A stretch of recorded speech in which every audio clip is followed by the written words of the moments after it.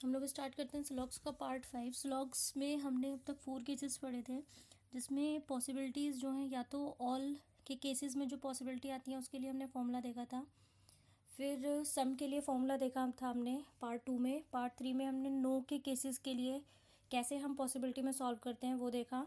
स्लॉग्स part 4 में हमने देखा कि सम नॉट का यदि कोई केस आ जाए तो उस समय हमें किस तरीके से पॉसिबिलिटीज़ वाली प्रॉब्लम में सॉल्व करना चाहिए।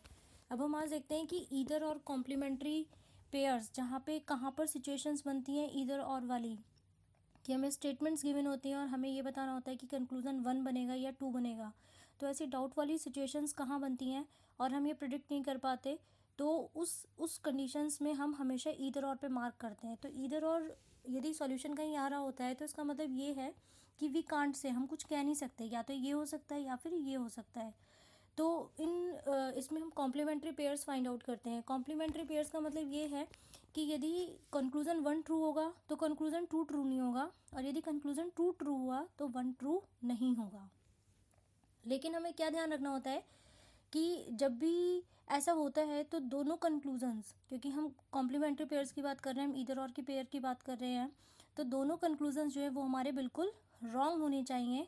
और दूसरी बात क्या होती है कि जो ऑब्जेक्ट है हमारा सेम होना चाहिए। ऑब्जेक्ट से हमारा क्या मतलब है, जैसे हमने स्टेटमेंट हमारे पास है कि ऑल फॉरेस्ट आर टाइगर, तो इसमें ऑब्जेक्ट क्या है हमारी फॉरेस्ट और टाइगर।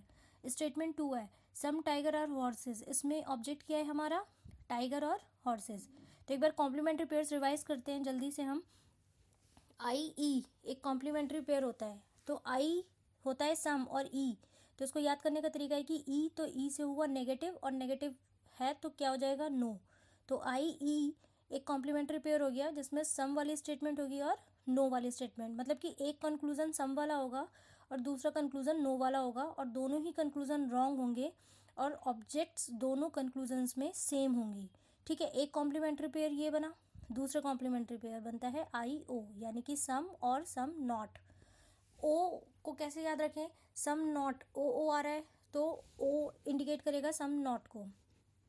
तो जहाँ पर भी आई ओ की कंडीशन बन जाए या फिर ए ओ की कंडीशन बन जाए, यानी कि ऑल और सम नॉट वाली कंडीशन बन जाए, तो वहाँ पर कॉम्प्लीमेंट्री पेयर लग जाते हैं, और कॉम्प्लीमेंट्री पेयर लगते ही आपका ईदर और वाला जो आंसर है वो ट्रू हो जाता है। एक एग्जांपल देखते हैं हम लोग। स्टेटमेंट 1 है all forest are tiger, statement 2 है सम टाइगर आर हॉर्सेस। तो स्टेटमेंट 1 है ऑल फॉरेस्ट आर टाइगर, ये इसको क्या कैटेगराइज करेंगे, ए टाइप स्टेटमेंट। इसको हमने कैटेगराइज किया ए टाइप स्टेटमेंट। इसके बाद में नेक्स्ट है हमारा सम टाइगर आर हॉर्सेस, ये स्टेटमेंट 2 है, इसको कैसे कैटेगराइज करेंगे, ये स्टेटमेंट हो गई हमारी आई टाइप क्योंकि सम है। ठीक है, अब हमारी बात करते हैं कंक्लूजन की। हमें बताना है कि जो कंक्लूजन 1 है और 2 है इनमें से कौन सा ट्रू है कौन सा फॉल्स है, और यदि दोनों ट्रू हैं या नहीं है, इधर और है या नहीं है, दोनों फॉल्स हैं या नहीं है। Conclusion 1 some horses are forest, तो जब भी हमें रियल केसेस, यदि कंक्लूजन हमारे रियल केसेस में होते हैं और हमें ये देखना होता है कि हमारा रियल केस वाला कंक्लूजन ट्रू है या नहीं, तो हम 50-100 मेथड यूज़ करते हैं। बहुत ही सिंपलेस्ट मेथड है। पॉसिबिलिटी केसेस के लिए हमने फॉर्मूले पढ़ चुके हैं। ठीक है, 50-100 मेथड सब लोग जानते हैं, एक बार रिवाइज कर लेते हैं।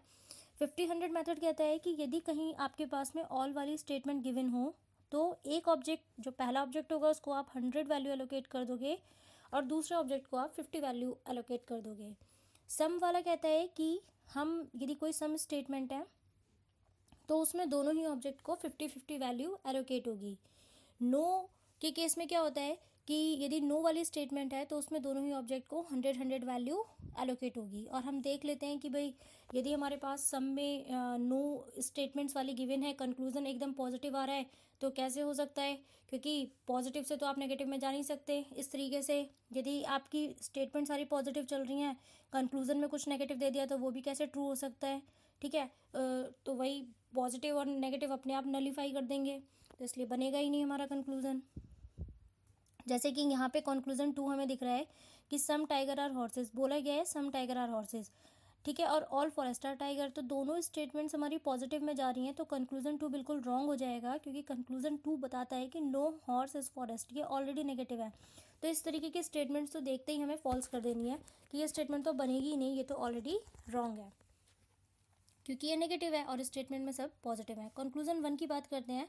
सम हॉर्सेज आर फॉरेस्ट। अब ये सही है या नहीं है ये देखना पड़ेगा, क्योंकि स्टेटमेंट जो गिवन है वो भी पॉजिटिव है और कंक्लूजन 1 जो गिवन है वो भी पॉजिटिव है। तो इसको हम देखते हैं, इसको सॉल्व करने का क्या तरीका है। सबसे पहले हमारी जो स्टेटमेंट है ऑल फॉरेस्ट आर टाइगर, इसमें दो ऑब्जेक्ट हैं। फॉरेस्ट को मैंने एफ से इंडिकेट कर दिया और टाइगर को मैंने टी से इंडिकेट कर दिया। तो एफ लिया मैंने 100 और टी लिया मैंने 50। दूसरी स्टेटमेंट है सम टाइगर आर हॉर्सेस, तो टी को मैंने 50 से इंडिकेट कर दिया और हॉर्सेस को मैंने एच को मैंने 50 से इंडिकेट कर दिया। 50-50 कभी कैंसिल नहीं होते। 150 मेथड कहता है कि आप दो स्टेटमेंट से एक स्टेटमेंट या एक कंक्लूजन तभी ड्राइव करोगे जब आपका कोई भी कॉमन ऑब्जेक्ट में एक की वैल्यू 50 होती है और दूसरे की वैल्यू 100 होती है। तो 50-50 कैंसिल नहीं होगा, 100-50 कैंसिल हो सकता है या फिर 100-100 कैंसिल हो सकता है। तो यहाँ पे हम देख रहे हैं कॉमन ऑब्जेक्ट है टी, और कॉमन ऑब्जेक्ट जो हमारे पास में टी है उसमें एक की वैल्यू 50 है, एक स्टेटमेंट में टी की वैल्यू 50 है और दूसरे में भी टी की वैल्यू 50 है, और ये वैल्यू हमने कैसे रखी है ये हम अभी देख चुके हैं। ठीक है, तो अब क्या हुआ कि जब ये कैंसिल आउट ही नहीं कर पा रहे तो हम कंक्लूजन ये वाला फाइंड आउट नहीं कर पा रहे। ठीक है, तो ये हमारा कंक्लूजन 1 भी फॉल्स हो जाएगा।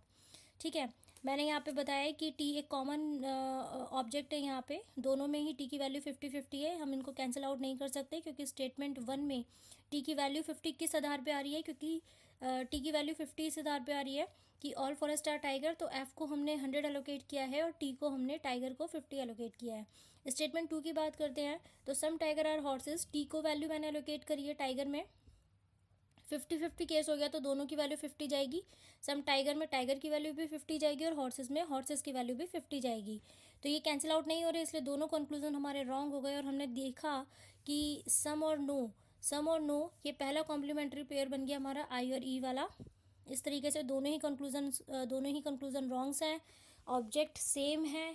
ठीक है, कॉम्प्लीमेंट्री पेयर बन रहा है, इसलिए क्या आंसर हो जाएगा इसका, इधर। और एक बार फिर से दोबारा से 150 मेथड रिवाइज करते हैं। तो स्टेटमेंट 1 यदि हमारी ऐसे होती कि ऑल फॉरेस्ट आर टाइगर, तो हमने फॉरेस्ट को 100 वैल्यू दे दी और टाइगर को 50 दे दी, क्योंकि ऑल के केस में हमेशा 150 डिस्ट्रीब्यूट करते हैं।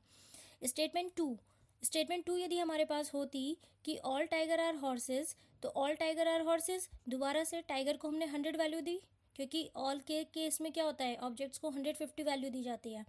टी को हमने 100 वैल्यू दी, हॉर्स को हमने एच को 50 वैल्यू दी।